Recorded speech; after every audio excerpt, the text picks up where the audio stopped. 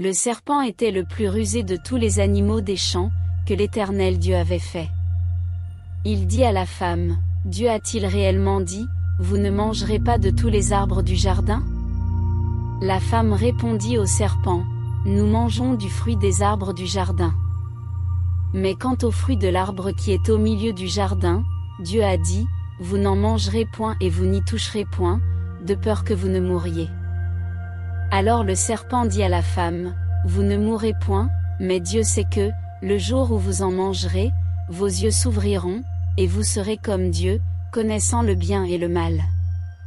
La femme vit que l'arbre était bon à manger et agréable à la vue, et qu'il était précieux pour ouvrir l'intelligence, elle prit de son fruit et en mangea, et elle en donna aussi à son mari, qui était avec elle, et il en mangea. Leurs yeux à tous deux s'ouvrirent, et ils connurent qu'ils étaient nus, et, ayant cousu des feuilles de figuier, ils s'en firent des ceintures. Alors ils entendirent la voix de l'Éternel Dieu, qui parcourait le jardin vers le soir, et l'homme et sa femme se cachèrent loin de la face de l'Éternel Dieu, au milieu des arbres du jardin. Mais l'Éternel Dieu appela l'homme et lui dit, où es-tu?